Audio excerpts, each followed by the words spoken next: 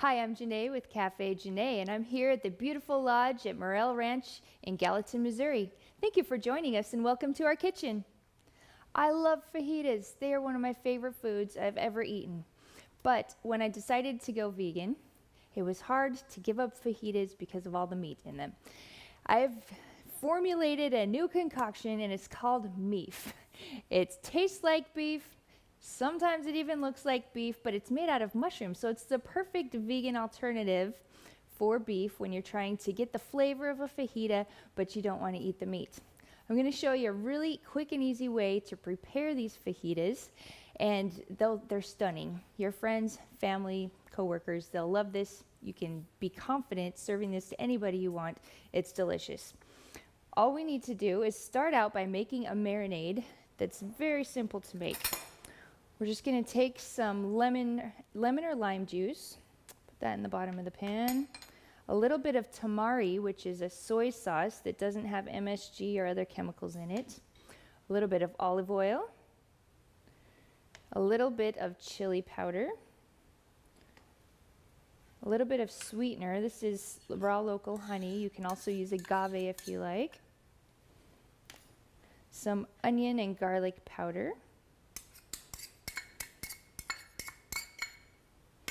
a little bit of black pepper,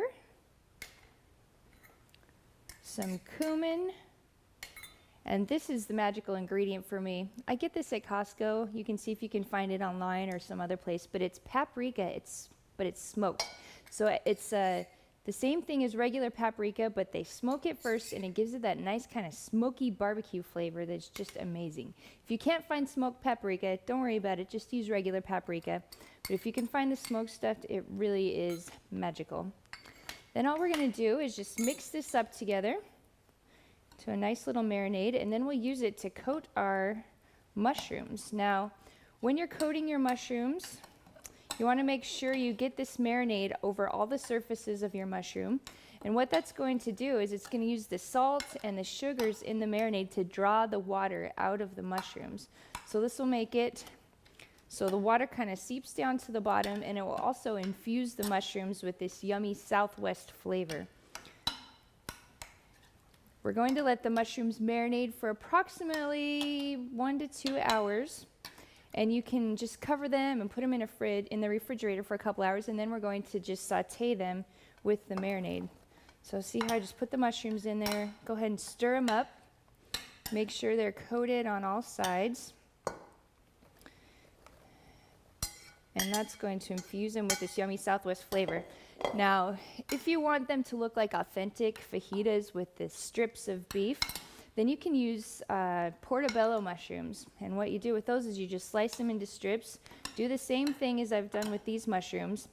But when that comes out, they look exactly like strips of charred beef. It's pretty amazing how that happens. So this one will taste fabulous, but maybe not be visually looking like beef. But if you use the portobello mushrooms, it will definitely look like beef and taste like beef.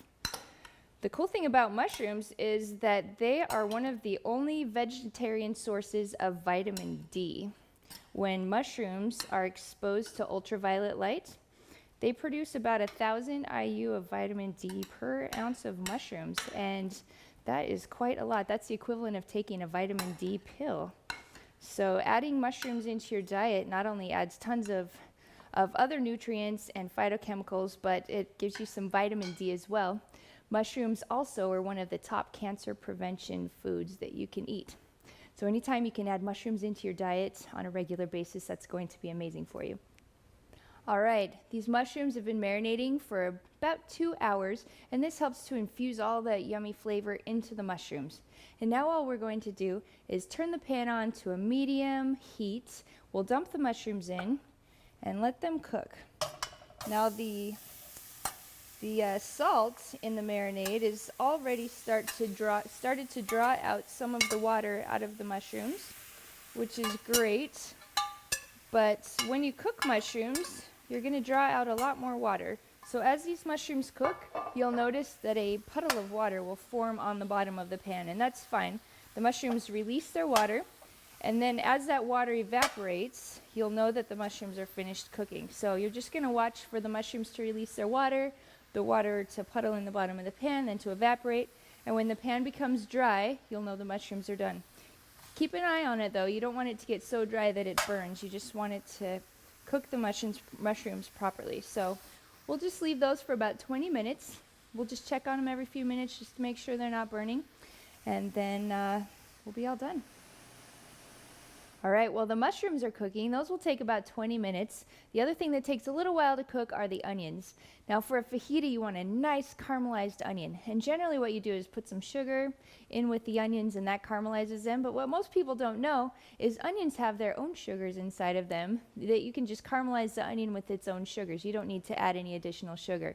I'm going to show you how to do that. All you do is put a little bit of oil, maybe a teaspoon of coconut oil, into the bottom of your pan. Put your sliced onions in and just put it on a low heat. I think the biggest mistake people make is to turn up the heat too high and then it burns the onions. If you keep it on a nice low heat, those onions will start to cook down, and then the sugars will be released, and they'll start to turn brown, and that's when the caramelization process happens. So these will both take about 20 minutes to cook, and then we'll be back to show you what to do next. All right, one of the typical condiments on fajitas is guacamole. It's amazing how good guacamole can taste when it's fresh and filled with onions and tomatoes and cilantro and garlic and lime juice. And I'm going to show you how to make it really quickly and easily, and it's going to be dynamite. All you do is take a couple avocados, dice them, put those babies in a bowl. This is one sweet onion that's been diced. And when you're choosing your onions, there's several kinds of onions. There's yellow onions, which have got a really hot and spicy flavor. There's red onions, which are a little bit more mild. And then there's sweet onions, which are very mild, and they have a sugary type flavor to them. Usually when I do this guacamole, I either use a sweet onion or a red onion, but never really the yellow ones. They put too much of a bite into the guacamole. I love putting fresh cilantro into my guacamole. It's a great flavor, and cilantro is a blood cleanser, and it's also a green leafy vegetable or herb, which means its nutrient density is just very, very high. So if you want to cleanse your blood and give yourself lots of vitamins and antioxidants, cilantro is the way to go. I also put in some fresh tomato and a little bit of chopped garlic. And then to combine it all together and give it a nice tart flavor, and also to help the avocados so they don't oxidize, I put in some lime juice. Now if you leave avocados out after you've chopped them without putting the lime juice in, they'll start to go brown. So it's really important to either put lemon or lime juice in there so that it doesn't oxidize. Now this is a fancier guacamole than probably you normally get at restaurants, but I really like the variety. I like the chunky and creamy combination of textures. And see how I'm just smashing it down with the fork, blending it all together, making those avocado chunks so like they're partially creamy and partially chunky. And it's blending all those delicious ingredients into one creamy, yummy guacamole. Now, if you want some extra salty flavor in there, you can put a dash of salt in after you're done, but I like to leave it just as it is because there's plenty of salt in the mushrooms, there's plenty of salt in this salsa, and you really don't need extra salt in here unless that's your taste preference. So there's our guacamole. We're going to set this aside, and then I'll show you how to make the salsa and the sour cream. Fresh salsa, or pico de gallo, is so easy to make. It only takes a matter of minutes to chop up vegetables and cilantro and to throw it in a bowl and mix it together, and it's well worth your effort. The taste and the nutrition of fresh salsa versus canned salsa is so much higher that it's almost silly not to do it. All you need to do is take some fresh tomatoes, fresh limes, you squeeze the juice out of those, fresh cilantro chopped, fresh onion, and some fresh garlic. Combine those all together and it's amazing, spicy, savory pico de gallo. So let's start with the tomatoes. These are very high in antioxidants, especially when you have tomatoes that are organic and in season. Those are the best. This is a great recipe to make, like for instance, during harvest when there's so many tomatoes you don't know what to do with them. This is a good way to use those. There's our lime juice to make it nice and tart. Limes also are very high in vitamin C and other antioxidants. Cilantro is a blood cleanser, and it helps with your digestion. And I just love the way it enhances the flavor of almost all Mexican food dishes. And then we've got our sweet onions. These are my favorite to use. You can also use red onions because red and sweet onions don't have quite the bite that yellow onions do. We're just going to put all of those in there. It's going to be so yummy. And all it is a matter of just mixing that up and then adjusting the tartness with the lime juice to make it exactly the flavor you want it. Now this is best if you eat it fresh the day you make it, but this will stay in your refrigerator for up to 24 hours. So you can make this like the day ahead and then serve the leftovers that you don't use with the fajitas with chips and your leftover guacamole. See how beautiful that is? The colors are vibrant and the aroma is just amazing. Now I'm just going to taste it to see if it's tart enough. You can also use lemons, but I just think lime enhances Mexican food even more than lemons do. That is delicious. I'm going to put a little more lime in there just to give it a little more of a tart kick. And then I'm going to add just a little bit of sea salt. Not too much. These fresh vegetables and the onions have enough flavor in them that you really don't need that much salt. Little tiny bit of black pepper. We'll mix that together. And this is just an amazing salsa. The cool thing about Cafe Janae food is that it's easy, it's quick, and it's so delicious. You'll wonder why you ever ate junk food before you found out about Cafe Janae food. So here you go. There's our fresh pico de gallo.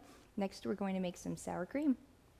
When I cut the dairy out of my diet, it was really difficult to give up sour cream. I use sour cream on everything, and especially Mexican food. I'm going to show you how to make a dairy-free sour cream that will trick just about anyone into thinking they're eating real sour cream. It's pretty amazing. It's made with a base of cashews, and the tartness comes from a little bit of lemon. It's got a little bit of salt in it, and we're actually going to put some probiotic culture in there so that it has friendly bacteria in the sour cream that's going to improve your digestion and make it even taste a little bit better. Let's get started. I've taken these cashews and I've soaked them for about 4 hours so they get nice and soft. Make sure you rinse them and drain them because all the enzyme inhibitors and phytic acid that are on the outside of cashews, they dissolve into the water, so you want to make sure you get that rinsed off really well. Cashews in the blender, then one lemon juiced, and about a half a teaspoon of salt. And that's it. This is so simple. Now, if you have a high-speed blender, this works the best because it will make sure that your sour cream gets nice and creamy without the lumps. You can do this in a regular blender as well. It just won't get it as creamy. Let's blend it.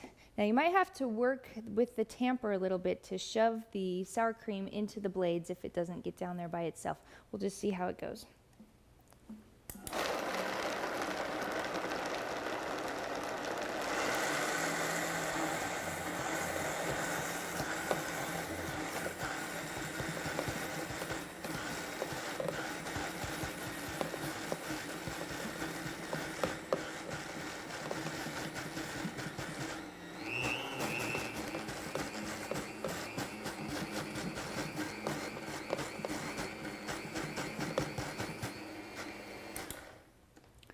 All right, depending on how long you've soaked your cashews and how much lemon juice you have in there, you might need to add a little bit of extra water to make the blades turn.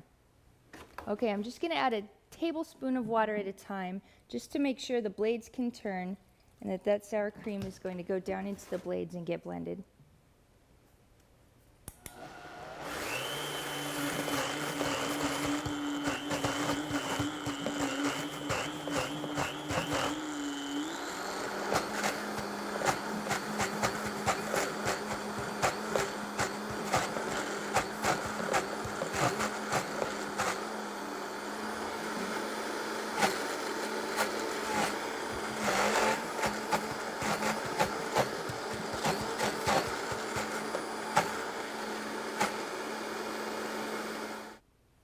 Okay, you want to only add your water a little bit at a time, maybe a tablespoon at a time, and you know you've added just the right amount of water when the sour cream engages with the blade and it starts to blend and pull the sour cream down into the blade. So remember, you don't want to add too much water. It'll make the sour cream really runny instead of creamy. You just want it to get enough water in there to make sure it blends properly. Now, probiotics, if you chop them up with the blender, it will kill them. So you don't want to blend them on high speed. You just want to blend them gently to incorporate them into the sour cream. All I do is take any probiotic from the health food store. You can just get a capsule and break it into the sour cream. Blend it gently, or you can even pour it out into a bowl and mix it gently by hand. And then if you leave your sour cream out on the counter at room temperature for 24 hours, those bacteria will start to multiply, and it'll make your sour cream nice and tart, just like regular sour cream, and it will also add probiotic nutrition to your sour cream. So let's just stir that in very gently.